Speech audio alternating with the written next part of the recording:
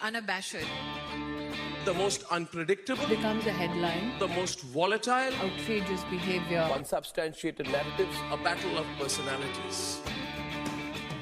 Welcome to Grand Tamasha, a co-production of the Carnegie Endowment for International Peace and the Hindustan Times. I'm your host, Milan Beauchamp. A reactionary, anti-democratic ethos born and bred in America has come to infect democracies around the world. This is the central thesis of a timely new book by the journalist Zack Beauchamp, The Reactionary Spirit, How America's Most Insidious Political Tradition Swept the World. Through a mix of political history and reportage, The Reactionary Spirit reveals how the United States serves as the birthplace of a new authoritarian style, and why we're now seeing its evolution in a diverse set of countries ranging from Hungary to Israel and India. Zack is a senior correspondent at Vox, where he covers challenges to democracy in the United States and abroad, right-wing populism, and the world of ideas. He's also author of On the Right, a newsletter about the American conservative movement. To talk more about the book and our current political moment, I am pleased to welcome Zack to the show for the very first time. Zack, congrats on the book, and thank you so much for taking the time. Hey, Milan, this feels a little bit like a long-time listener, first-time caller moment for me. Well, as I was saying before we hit the record button, you've interviewed me many times. That's right, This is a first where I get to ask the question, so the tables are turned. I want to start with the kind of obvious question, right? Which is, I've been reading you for many years. You have been one of the most insightful, in my view, commentators of democracy, of liberalism, of right-wing populism. When did you kind of realize that you wanted to take a step back, write this book? I mean, given where we are today, we're recording, the 21st of March, 2025. It almost seems as if you were 9 months too early, right? Yeah. The book came out in July of last year. Tell us a little bit about the kind of eureka moment. I would say, I've been writing about this general phenomenon, right? The nature of far-right anti-democratic politics today for almost 10 years now, as sort of the main focus of my journalism. But I think that the idea for the book really started crystallizing around 2020. This is for two reasons. One is more quotidian, which is that my first child was born then, and I was on parental leave. And so on parental leave, you have a little bit more time to think about things, relative to, because what you're doing is feeding the baby or sleeping. So you have a little bit more time to step back from your work when you're a journalist and not be thinking about the daily headlines. More broadly, I think 2020 was when it started to become not just clear that something was going on with democracy around the world, but I would say undeniable and I think still misdiagnosed. That was the thing that bugged me more than anything else at that point, is that the vocabulary that we had to talk about this phenomenon seemed all wrong in a number of different important respects. And there were consistent mistakes being made, I think, by people who are really thoughtful and smart. I'm not saying this is dumb people, though there were certainly some dumb people making dumb mistakes, but just because the phenomenon was different than in some subtle but important ways than previous other forms of anti-democratic politics.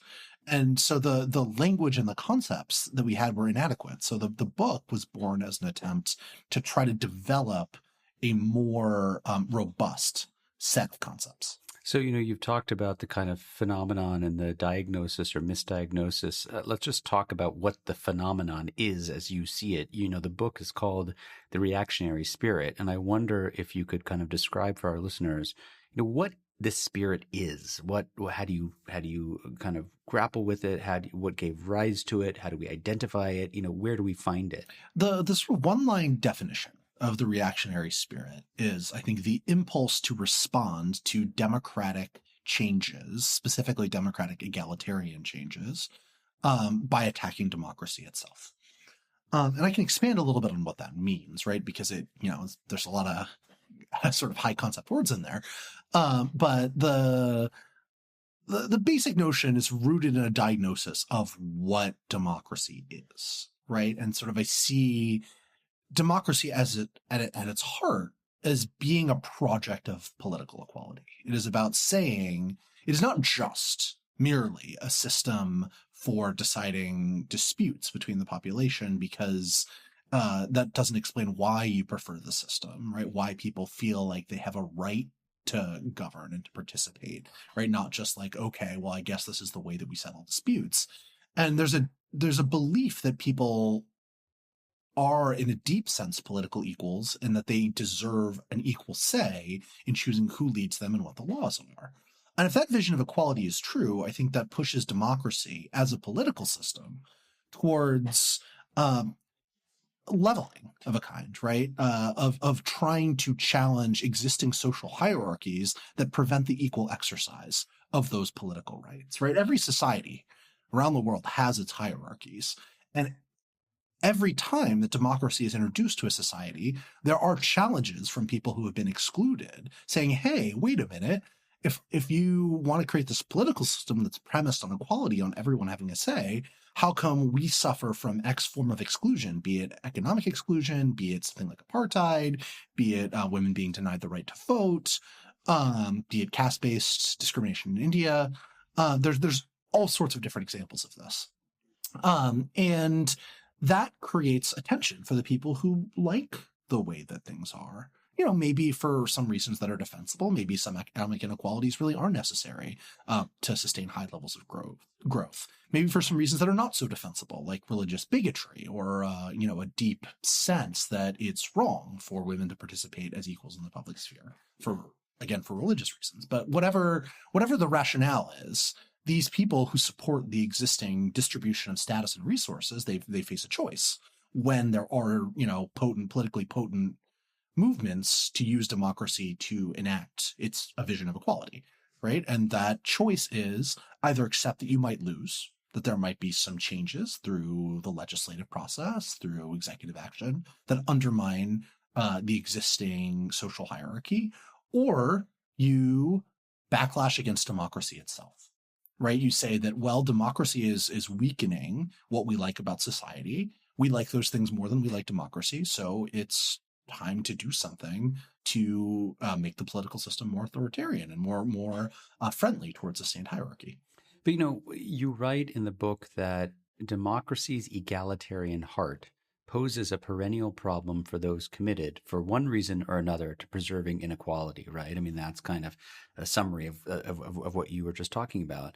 But, I think some of our listeners might struggle with this idea, given that when you look around the world, inequality seems to be, if not an intrinsic, certainly a prevalent feature of many, if not most, longstanding democracies, not least the United States, right? I mean, I was reflecting on, books that I've read recently on kind of American history, right? Which many scholars believe, right, was founded, on the basis of some kind of political inequality, given our own history. So how do you grapple with that tension? I mean, it's a great question, right? And the way that I think about it is that social inequalities existed in societies prior to the invention of democracy, right? And a lot of the challenge of democracy is figuring out to what extent those equalities are permissible, right, are consistent with democratic principles, because democracy does not entail literally everybody being equal in all meaningful respects,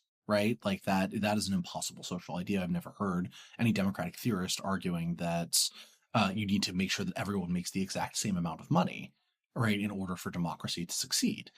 Or at least no credible democratic theorist has made such an argument. So then the question becomes, what levels of inequality are permissible, and what constitute a level of social inequality that turns entire classes of people into social unequals who can't meaningfully participate in the task of self-governance. And that is a difficult negotiation for democracy. So democracy will always be marked by a certain level by some inequalities, right? I think any political system will be. But what is unique about democracy is that it enables challenge. It enables direct contestation from the people who feel like they are being unfairly treated against the sources of that unfairness, right? Any authoritarian system is premised in part on the idea that one person or one group deserves perennial political power, and that any challenges to that distribution of power and resources to a degree, because power and resources co-travel, right, can be violently repressed. Democracy says, no, you can't do that. That's not, of course, no democracy has lived up to that ideal perfectly in all cases, right? But the story of democracy is, I think, optimistically in many ways, a story of those hierarchies being consistently beaten, right? Look at, use the American example, right? I think that the way that we understand the American authoritarian tradition, or at least that I do in the book, is not as a product of American democracy, but rather a pre-existing kind of authoritarian ideology that has coexisted in American institutions throughout their entire existence, right? You can trace the ideological origins and legal origins of chattel slavery to monarchist ideas promulgated by the Stuart dynasty in England, right? Upon their restoration to the throne, slavery was an extension of their idea that there's a natural order to humanity with kings on top. Black people were deemed lower even than sort of the English peasantry in this particular hierarchy of the races. And you can see that in everything ranging from royal proclamations to the coins that they minted, right, to illustrate royal closeness and entwinement with the Royal Africa Company, which was tasked with expanding the British footprint in the slave trade. The United States was founded on both a set of democratic principles and a set of authoritarian principles that undergirded slavery, right? And so while United States has had formally democratic institutions for its entire existence, many elements of the country were not meaningfully democratic. And so the struggle in the long arc of American history is between, I think, our homegrown authoritarian tradition, which evolved out of this older feudal vision we imported from England, and a homegrown democratic tradition, which is sort of the traditional American history textbook way in which we talk about ourselves. Understanding these two traditions not as both twin faces of the American democratic tradition, right? The light face and the dark face, so to speak, but rather two competing political traditions, a democratic and authoritarian one, I think helps us make more sense out of what has been happening in the U.S. And I think you can say the same about other countries too. So this is in a way a perfect segue, right? In the book, actually throughout the book, you talk about the rise of competitive authoritarianism, right? Which is a kind of term of art that was popularized by two political scientists, Lucan Way and Stephen Levitsky. It's essentially a form of government in which you have powerful parties or factions operating often in established democracies who preserve the form of elections while, simultaneously undermining their fairness, right? In the book, you describe the United States as a place where competitive authoritarianism is on the rise. Now, I mentioned at the outset the book was published in July. We're speaking in March. Is it safe to say that competitive authoritarianism has now arrived in the United States? It's a very tricky question. I would say not yet, but it is possible, right? I think that the way I would understand what's happening in the US right now is that the rules of democracy, the way in which we understand the democratic game, don't apply anymore. The system operates on an authoritarian logic where instead of the rule of law, where there's a stable expectation that party actors are bound by partisan actors of any kind are bound by the letter of the law, by judicial rulings, by a set of norms and practices that constrain extreme behavior. All that's out the window, right? Given the way that Trump and Elon Musk have chosen to act in the first, 2 months of their presidency. I used their presidency. I was unintentional, but a little bit deliberately now in hindsight. But so they just sort of do things, right? Whatever they feel like, and come up with a justification that may or may not pass muster, and that they may or may not choose to accept the authority of those who are deciding whether or not muster is being passed by the legality of their institutions. And a lot of the things that they do contravene basic norms of democratic practice. The way in which Trump just shut down a major law firm, right, threatened security clearances, and then the law firm offered them $40 million in pro bono services if the administration would give them their privileges back, pretty please. That's not a democratic action, right? In democracies, politics don't work or aren't supposed to work in a quid pro quo fashion where civil society institutions do favors for the government to avoid legal scrutiny. We would call that, if we were seeing it abroad, extortion, basically. Right. And it is, right? It is what happens in countries like Hungary and India, where they've lived under authoritarian logics for longer, if not fully authoritarian systems. And that kind of behavior is antithetical, right, to democracy, right? It is a non-democratic logic for politics. But that's distinct from whether or not the system itself is democratic. And it's a little confusing, right? But the definition of whether a system meets the minimum criteria for democracy is whether there are free and fair elections in which there is a transition of power when the incumbent party loses. And I don't believe that the infrastructure of American politics has been compromised yet, such that the midterm elections will not be free and fair. I really want to emphasize yet, though, because the democratic logic of the system right now is being replaced by an authoritarian logic. We are on a slope, right?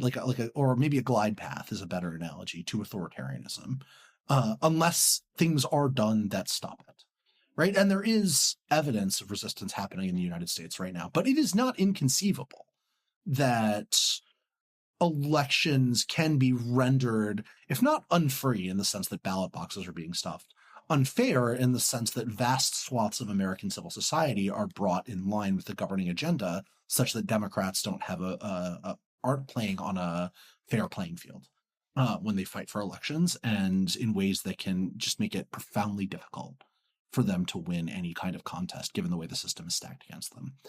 There are plans to that effect that the administration is talking about, right? Going after Democratic fundraising apparatuses, for example. But so far those are still just plans. So it's a big and very scary TBD. This is George Perkovich. For 3 decades, the Carnegie Nuclear Policy Conference has helped government officials, journalists, NGOs, industry, scholars, and students to debate and understand the latest risks and possible pathways to managing them. This year's conference will be held on April 21 and 22. Registration is open, but seating is limited. For more information on the program and to register, go to carnegieendowment.org/NPC2025. I was going to get to this later, but I think I want to go there now, just because one of the things that you talk about throughout the book is that we're kind of in this weird global moment where we've entered an era of autocracy without necessarily having autocrats around. And, the basic premise seems to be that you have leaders who are governing in autocratic or illiberal ways, but they do hold on to some semblance of electoral legitimacy, right? And so I guess my question is, keep the U.S. aside for a moment. How legitimate is this ballot box legitimacy in actual fact in other places that you've looked? I mean, it depends on what you mean by legitimate, right? So in a competitive authoritarian system, elections are not, they're not legitimate in the sense that they aren't true contests of the relative popularity of the two parties' electoral agenda. For a variety of reasons, the public is either does not have access meaningfully to fair information, or the opposition parties are legally hampered in such a way that it makes it extremely difficult for them to compete fairly in elections. So in sort of an abstract sense, right, a sort of a 1,000-foot view, these are not legitimate electoral contests. They should not be considered real exercises in democratic self-government. But from the point of view of the people who live in those countries, they often do seem legitimate. They look that way. And that's really critical, right? That is at the heart of how a competitive authoritarian system operates. Because they don't rely on brute force repression to maintain power, right? They're not China or Saudi Arabia or Iran, where if you protest against the government, there's a decent chance you'll be thrown in jail and tortured for a long period of time. it depends on the belief among the citizens, or at least a critical mass of citizens, that they are still living under a democracy, right? That elections are giving them some degree of choice over who rules them. And so what they have to do is create a veneer of democratic legitimacy. And in a lot of countries, right, where elections are not meaningfully fair, enough citizens believe they are, such that there isn't a kind of mass popular uprising against the system as it exists right now. Which is why autocratic leaders insist on keeping elections around. Yeah, they haven't been able to formulate a theory of legitimacy that competes with the democratic one. And by that I mean, right, look at, say, the big authoritarian movements of the 20th century, fascism and communism. Right, fascists had an argument that democracy was illegitimate because, it was a weak institution that split up and divided the organicity of the nation, which is really made up of the true people, whose voice can best be expressed by a charismatic leader who sort of assumes the ability to speak through them, through their ability to physically almost embody the nation as a biological organism, right? That's sort of the sort of fascist gloss on legitimacy. And a lot of people believe that democracy didn't work, fascism was more efficient, and it actually captured an essence of who the people are, right? The people being defined in a very narrow and exclusionary sense, better than the democratic system did. Communism had kind of the reverse critique, right? It's like democracy is not egalitarian enough, right? And it's the problem with democratic legitimacy is that the rich can just buy their way to win every election, and true legitimacy can only happen in a world where private property is abolished through the initial leadership of the dictatorship of the proletariat, and then later on through some kind of stateless utopia that never happened. Right? But those are different theories of legitimacy, right? They argue that legitimacy flows either from a charismatic leader representing the organic nation, or from a vanguard who speak on behalf of the oppressed proletariat. Really different ideas for what makes government acceptable to the people, and those visions could command mass support. Right? There were a lot of people who were legitimately fascist, believed in the fascist vision of what makes a government legitimate, or believed in the communist vision of what made governments legitimate. They would win elections. Now you don't have any party in an advanced democracy who clearly articulates the same kind of arguments that elections are bad, that the people don't deserve a chance to choose who is in charge and who should vote for them. Right? That argument does not get made even by authoritarian factions. The argument that they make is that their opponents are the real authoritarians. And so in that sense, the logic of democratic legitimacy still is dominant. Chinese-style authoritarianism, while people may talk about it as an alternative to liberal democracy or to democracy, cannot command anything like a majority in any non-Chinese country, right? It's just not, as much as China has tried to export its system, and they have, look at some of the ways in which Chinese propaganda is designed to influence people abroad, or things like the Confucius Institutes are designed to sell elements of Chinese thought. It's just been a total failure as an ideological project, or an exporting ideological project. So that's why we still live in a version of the end of history, even as history is quite obviously still happening, right? One in which democracy is the dominant political logic that conditions the way that the world operates and global institutions operate, and people have to pay lip service to, even as they are engaging in an authoritarian political project.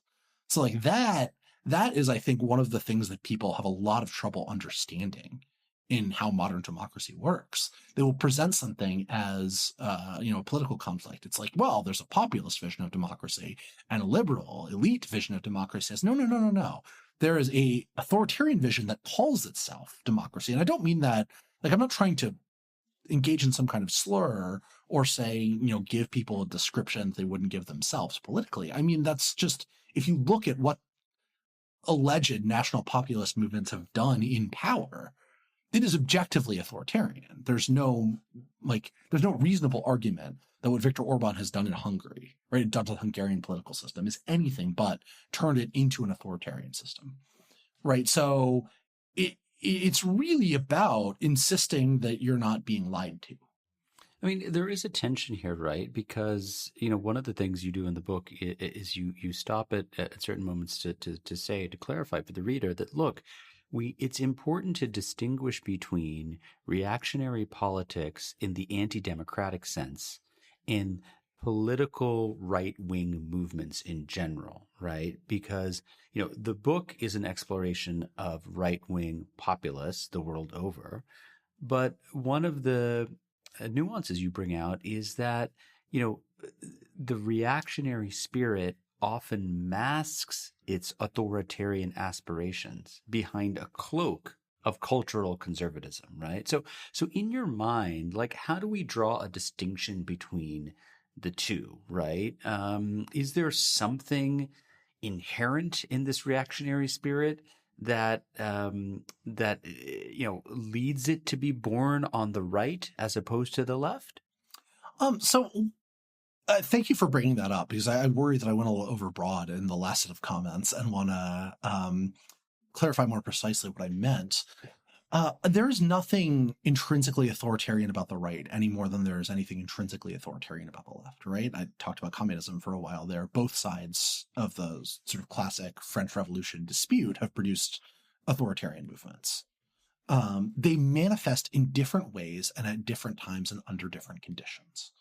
Sometimes some conditions are really fruitful for both of them, right? So interwar Germany, for example, is a case where you had both. At one point, the two most popular parties were the Stalinist Front and the Nazis. You had a divide between a right-wing and left-wing authoritarian faction, because conditions were not good for any kind of centrist faction at that point in Germany. Right. But right now, the stars have aligned in such a way that right-wing authoritarianism is ascendant around the world. It's the dominant, not the only, but is the dominant strain of movement from inside democracies, right, that is challenging the stability and the survival of developed democracies. Not to say left-wing authoritarianism is impossible. I mean, anyone who has followed anything surrounding Venezuela and some other Latin American countries too, right, knows that there's still real left-wing authoritarian movements. So that's one thing, right? It's just, I think that we are living in a moment where the right-wing strain has become more ascendant because we've just gone through at least a half century of left-wing victories. And now many people who are on the left might not see it that way. They're like, what about neoliberalism? What about the decline of the welfare state? Well, think about it in the long term, right? We still are orders of magnitude from where we were prior to World War II in terms of the development of welfare states, right? And some maybe are not at their 1960s, 70s peak, but still in ways that many in the business community or on the libertarian right find unappealing. And moreover, on the social front, I think that's where we've made astounding progress the world over, really. Social exclusion and equality. Issues of women's inclusion, LGBT inclusion, religious minority tolerance, tolerance for religious minorities, the destruction of racial hierarchies.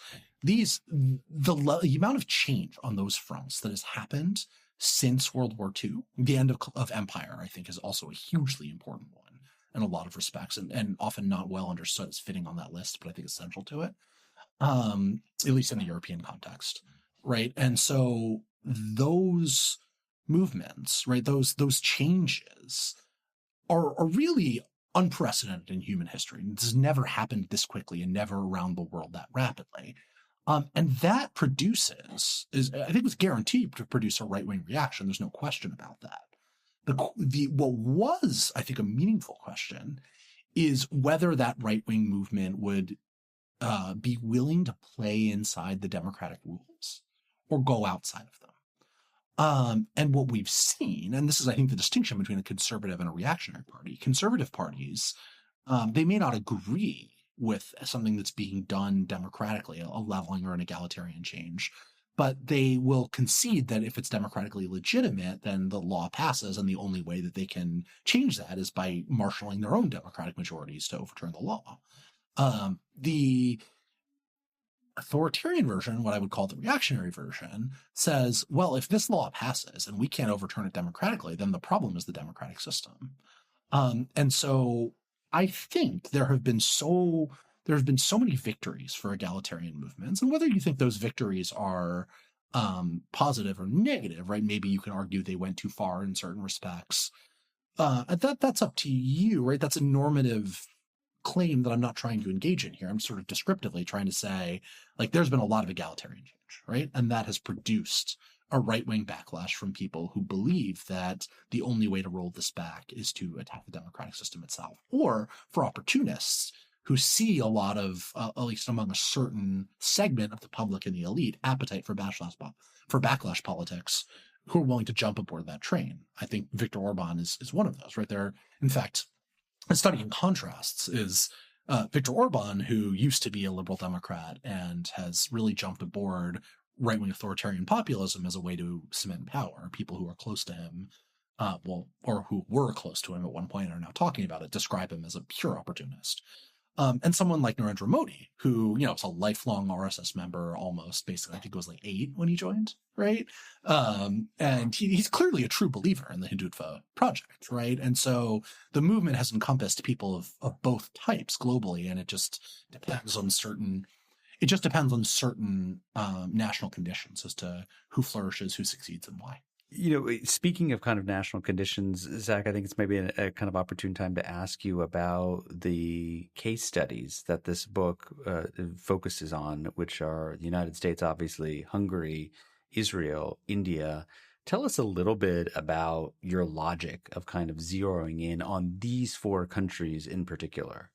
Yeah, so I wanted to pick countries that were, first of all, geographically diverse, right? All on different continents or subcontinents, and politically diverse in the sense that they had different electoral systems, right? Similar in some respects, but there are also, at least the 3 were parliamentary democracies and 1 presidential. So some are similar, but those parliamentary systems also had different institutions. And ones that had different internal ethno-religious kinds of diversity. Right, so Hungary was the most homogenous of these countries and was recently dealing with a sort of a significant influx of immigrants. Israel, the United States, and India all have ethno-religious conflicts, but they're of somewhat different kinds, right? And different levels of diversity, of different sorts of diversity. In the U.S., we have less linguistic diversity than in India, for example, but much more so than in Israel. And the idea is to set up a variety of different cases that encompass different kinds of political experience. Those are a few lists of the differences. It's not exhaustive. But then to say, despite all these differences, these things that would make you think these countries have very, very different political histories, origin stories, conditions on the ground, their right-wing populist authoritarian movements all have evolved in a similar way.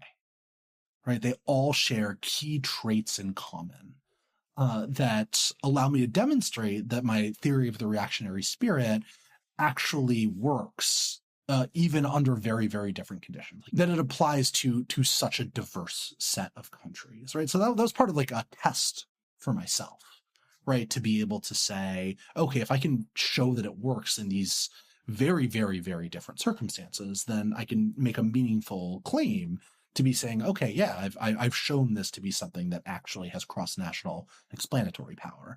But I think another part of it is that these countries are just unusually important, right? Like, it's obvious for the United States and India why they matter so much. But Hungary is the first and only authoritarian state to be a member of the European Union, despite being, really small. It's around 10 million people. So is Israel.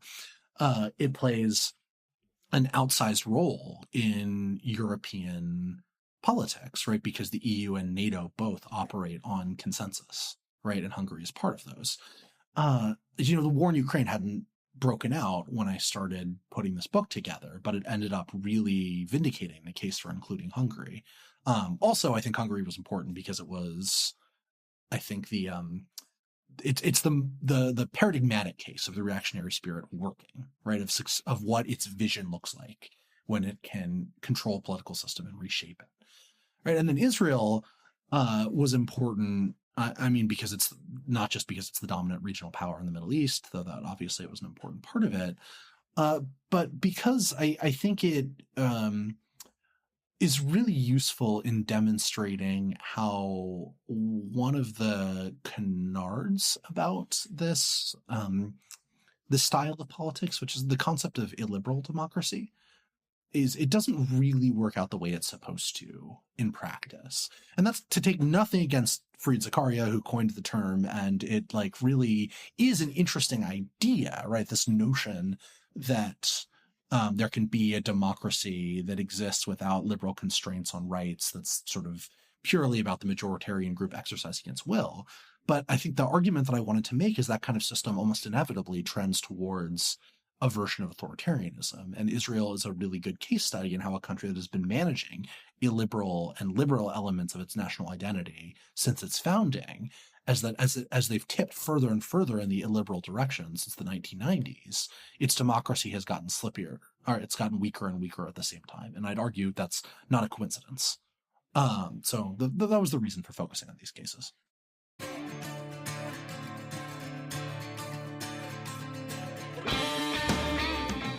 Hey, Grant the Masha listeners. Thanks for listening to the podcast. Putting this show together each week is a labor of love, but it takes a lot of work to put out a great show every week. If you'd like to support the work we do at Grant the Masha, please visit ceip.org/donate. Don't forget to subscribe to us on Apple Podcasts, Google Podcasts, Spotify, or on your favorite podcasting platform, so you'll be the first to know when a new episode rolls out.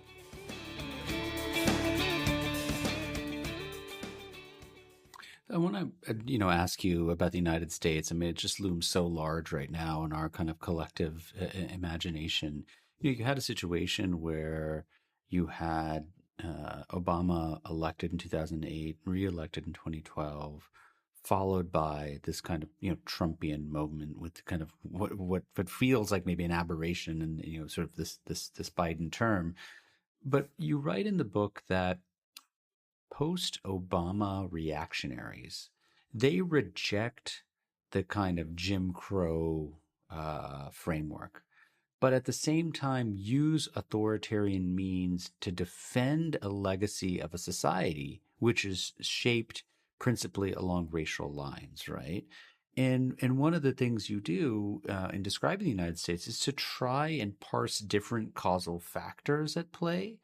And I'm wondering, how you make sense of, or where you come down in this interminable debate we seem to be locked into, which is debating between cultural explanations for the reactionary spirit and economic ones, right, which focus on a backlash to globalization, the hollowing out of the kind of industrial sector, concerns about kind of immigration and job loss and so on and so forth. How do you think about these two things in the context of the United States? Yeah, I find this conversation really frustrating because for a long time, the overwhelming weight of the social scientific evidence has tilted towards what you call cultural explanations, right? And what I alluded to earlier, right, when I was talking about the shifts in social hierarchies, right, the shift towards egalitarianism around the world, but especially in the U.S.,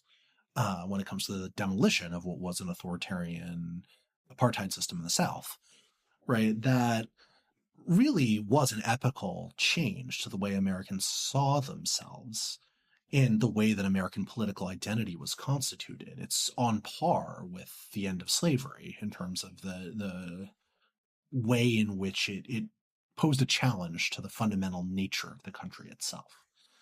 And I think people didn't take that seriously as a causal factor, right? I think there is a tendency to argue in a sort of vulgar Marxist way that everything ultimately comes down to who has money and who doesn't, that what people really always care about is whether or not politics makes them better off or worse off in financial terms. And so ultimately everything has to be explained and understood. Even racism, right, is a product fundamentally of economic forces, a means of the capitalist class to distract from inequality by satiating those people, whites who are in the proletariat, by saying they're better off than poor blacks. I'm not saying there are elements of that aren't true, but I'm saying that it's a reductionism that doesn't take seriously the fact that people care about their identities. They care about how they see themselves in relation to the state, how they see themselves in relation to the state, how they see themselves in relation to their fellow citizens, to feeling like they're given more respect, that their group that they were a part of is given more or less respect. And that these things are really, really, really important determinants of people's political behavior. They're essential to how they see politics and what they want out of politics. And one thing that has been really consistent in the American politics literature is that identity and ideology have become more important, right? Not less, at the expense of class-based factors, right? People vote less with their pocketbooks. Now, that's not to say people don't at all. I actually think it's the last presidential election, right, in the U.S., swing voters, who are a very different kind of voter than most American voter, mostly did vote over inflation. Right, but those are a handful of people. When I say most voters, I mean partisans, right? Most people in the United States are partisans of one of the two major political parties. And partisan loyalty, again, the social science here is overwhelming, is primarily an ideological factor, right? People really do see this and an identity factor. They see it as an expression of who they are as a group. Like the political scientist Liliana Mason has this wonderful phrase called mega identity, right? Like a mega identity is one that speaks to various different other components of your identity as a person in like a complex, in a one single package. And that's part of what political parties have become, she argues. I think it's a really important insight, right? Is to be a Republican, right, is for many people, not all, right, but many, that means that you are a person who is a conservative Christian. It means that you're white. It means that you believe in a certain way that things are supposed to be. And it means that you're a member in good standing of your local community, right? It expresses all of those things in one package. And if you're not a Republican, then you're not a member of those other groups in a way that other people in those groups understand. I think that's especially true for a lot of evangelical Christian churches now.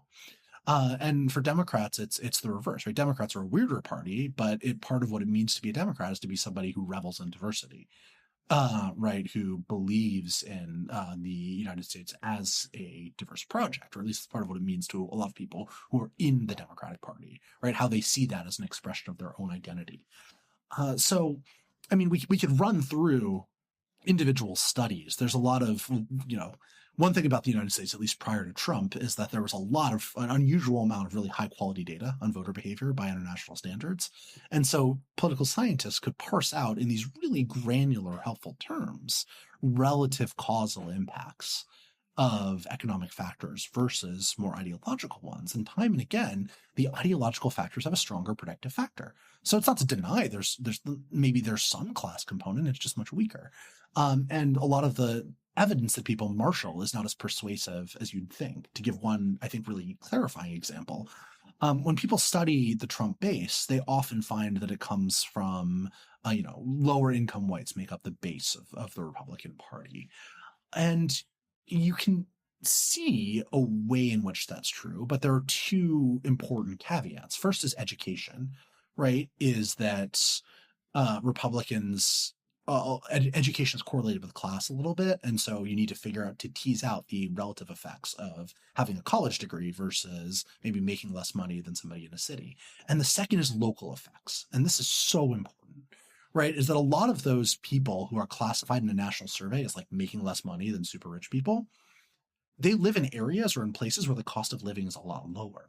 So your dollar buys you more. And a lot of them are people who may not be, they may not be lawyers at a big law firm in New York making tons of money, but they might be a successful car dealership owner in Lubbock, Texas, who it may not seem super rich by national standards, but they're, one of the richer guys in town, and they're doing very well, even without having a college degree. And it turns out that kind of person, you own a car dealership, you're a plumber, an electrician, who is sort of successful locally, those kinds of people who are locally rich tend to actually be the core of the Trump movement. And you can see this visibly on display when you see those, you're familiar with those images of the boat parades in Florida, right? Like a bunch of people driving around on the water. Not wealthy people don't afford boats. And some of them might be super rich, but some of them are not. They make enough money to be able to, in their local community, be able to afford a boat, and they enjoy going out on the water. And that kind of person, and not the sort of laid off factory worker, right? The very poorest in America still tend to be Democrats, right? That kind of person is really the Trump base. I want to spend a second because I think it's really important, and it's something that I'm actually personally fascinated by on this question of kind of transnational or cross-country linkages, right? I mean, if you just kind of think about the last 12 months, right? You see members of the BJP, RSS appearing at the conservative National Security Conference in Washington. You have somebody like Tucker Carlson, the broadcaster, traveling to Hungary, interviewing Viktor Orban and kind of gushing over his leadership. You have more recently Elon Musk, who it slipped up earlier and essentially referred to as the co-president, which may be an accurate description of his role. maybe not. Campaigning for a far right AfD in Germany, interfering in British politics. What do you see as the key modes or mechanisms of transnational contagion or the spreading of influence? I mean, this can't all be a giant coincidence, can it? No. And I think there are two things. One is structural, right? And that is what I was referring to earlier when I was talking about global changes to social hierarchies, right? We really have worldwide seen a transformation of what people expect from the state and who's included in what. In all of these countries, the thing that I've noticed that's really in common is a sense that traditional hierarchies have come under attack from left-wing social actors. Right? In Hungary, it's a sense that immigration, right, and the European Union, by opening borders, or at least limiting immigration controls, has imperiled Hungarian national identity and have brought in a lot of Muslims. Hostility to Muslims is also a very consistent factor in all of these countries. In India, it's a combination of challenges to caste hierarchy and challenges to the sense of India as a Hindu country, which itself is kind of a modern construction, but one that a lot of Indian Hindus clearly care about. In Israel, obviously, it's the sense of it's the Israeli-Palestinian conflict and the sense of Jewish ownership over the land that was called into question by the peace process, and domestic liberalization in Israeli religious and constitutional law, or at least attempts to do it.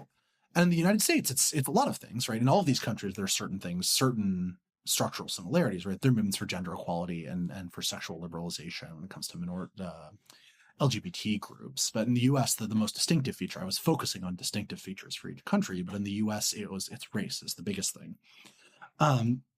And so with all of these changes of a similar kind happening in similar countries at the same time, it created fruitful ground across the world, right? And that's because of a global ideological revolution.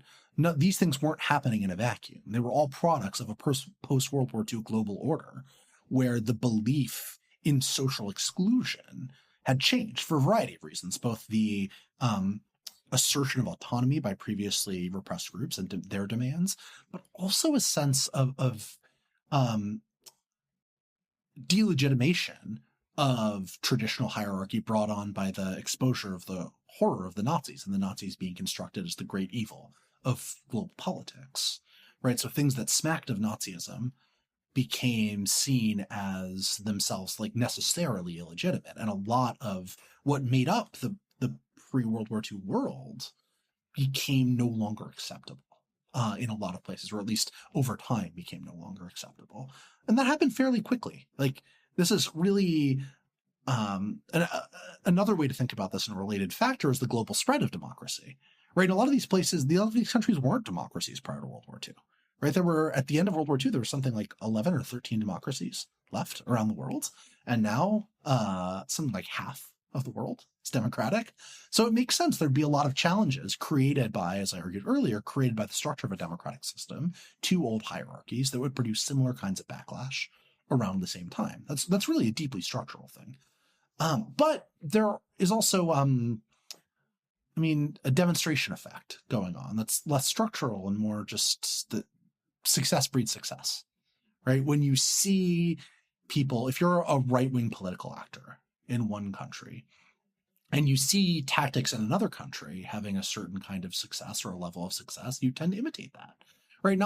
It's not the only product of your political identity, but it's part of how political factions learn. And so when authoritarian right-wing politics becomes successful in one place, it creates a market for other similar ideological movements looking to adapt and study their tactics. And then that breeds formal cooperation. And so I think actually the formal linkages that you were just talking about are lagging rather than a leading indicator, right? They are a sign that these parties, which have been entangled and imitating each other to a certain degree, right, and certainly watching each other, now want to build that into a more formal, structured relationship. I want to end perhaps on a bit more of a sunny, optimistic note. I think the world deserves that. We certainly do. In the penultimate chapter, where you discuss various strategies for combating the so-called reactionary spirit, you write that the best way to defend a democracy is to say that you are defending a democracy. And I was reflecting on, our most recent election in America, where you had the Democratic Party, led by Vice President Kamala Harris as the top of the ticket, essentially seemed like they were running this game plan, right? In terms of emphasizing the danger that Trump and his colleagues pose to democracy, right? Trying to find common cause with Republicans who defected from MAGA. And, I think most Democrats sitting here today would say, well, that didn't really work out as we had planned. Is that a misreading of your argument? No. I pretty explicitly say that you should be pushing these themes. And so I took that critique seriously after the Harris campaign came out, and I thought about it a lot. And I think I had a few reflections on it. So one of them is that I think that the degree to which that was the Harris message has been overstated by pundits.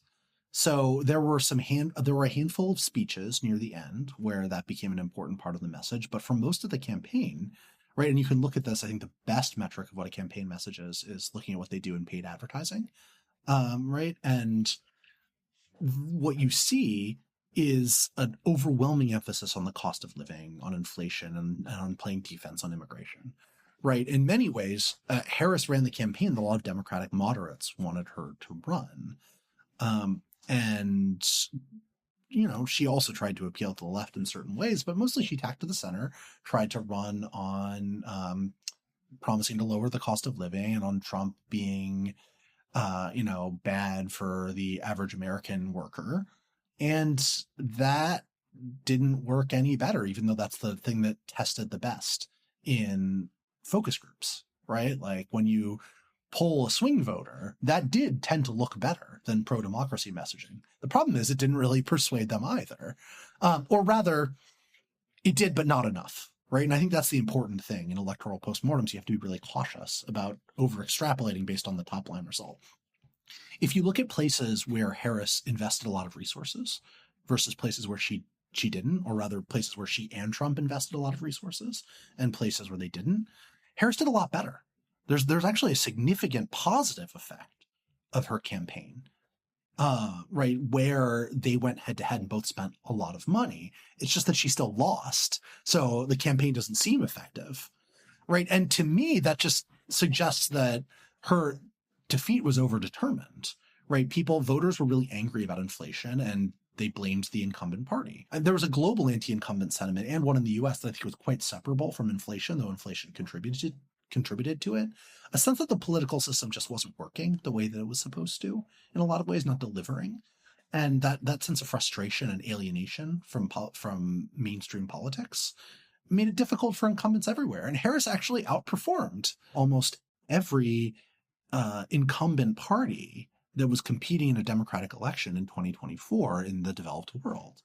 And I mean, there's that that great chart by the Financial Times data Right. journalist John Byrne Murdoch, right, where he shows this in graphic form, right, and you can see very clearly that this is a global phenomenon, and in fact, the result in the U.S. was, from the perspective of the Democrats, could have been much, much worse. Right. It's when you compare it to other places. So it bugs me when people go from that to, well, that means that X component of Harris's message was a failure, right? It's just this too easy extrapolation. It's bad social science is another way to think about it. I do think there's a lot of evidence that pro-democracy campaigning works, but it needs to be under the right conditions, right? I think one thing that I wish I had emphasized more is it tends to work better when you're out of power than when you're in it, or when you're in an election where voters are more persuadable, right? So highly polarized national elections, persuasion is very difficult, right? You're reaching a handful of people. They're often people who know the least about politics, and their views are idiosyncratic, and so it's really hard to get them to persuade that kind of voter, or hard to know exactly how to persuade them. But in something like a state secretary of state election, where things are a lot less ideologically polarized, we have a lot of evidence from the 2022 midterms that Democrats' pro-democracy messaging works. And we have evidence from other countries that this was very effective, right? So Brazil is an example that I use in the book, and I find it really striking, right? So in the Brazilian election, when Jair Bolsonaro, who was often called Trump of the tropics, was president, his main rival, Lula, won in large part because the margin was very narrow, right? Because another right-wing candidate threw her support to Lula. And she said, basically, though I disagree with him, Bolsonaro, on a lot of issues, Bolsonaro is a threat to democracy. So if you supported me in the first round of elections, please vote for Lula in the second. And the margin of Lula's victory was less than the percentage of votes that she got in the first round.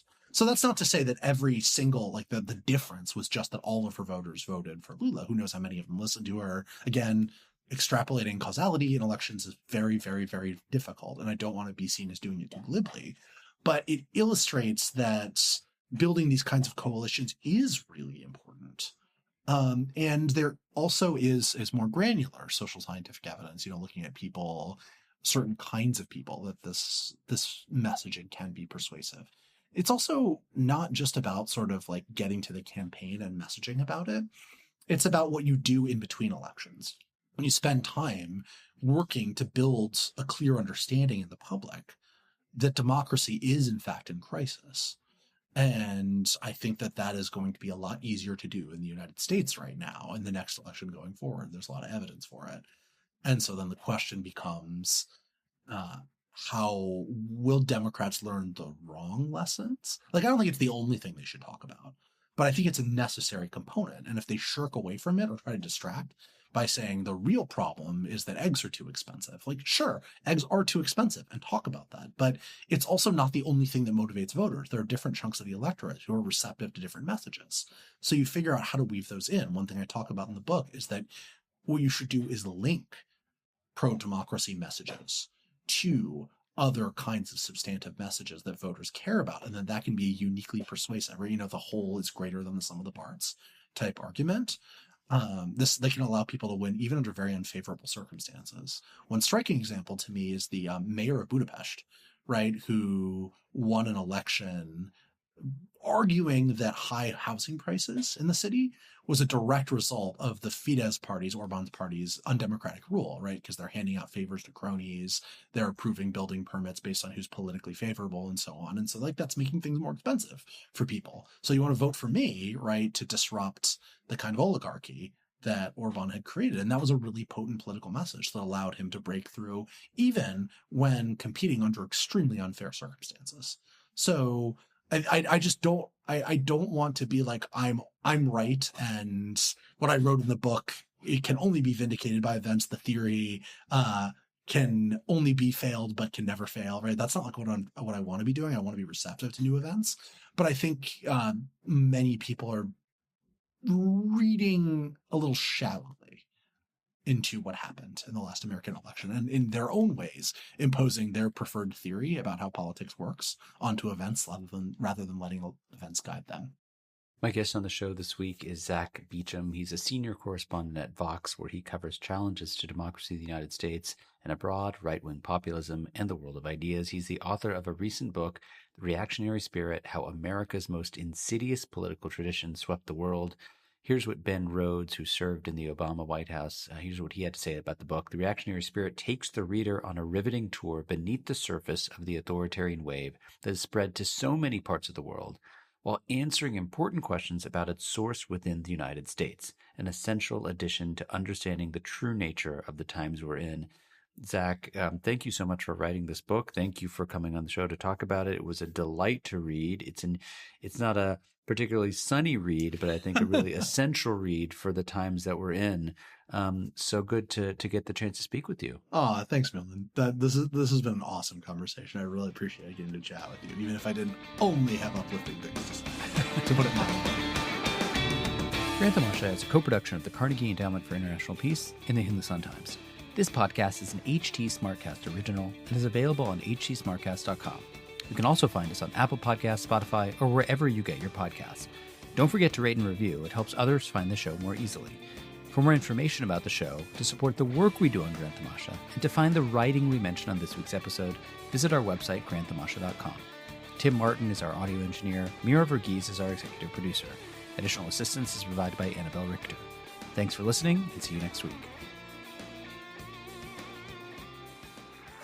This was a Hindustan Times production brought to you by HT Smartcast.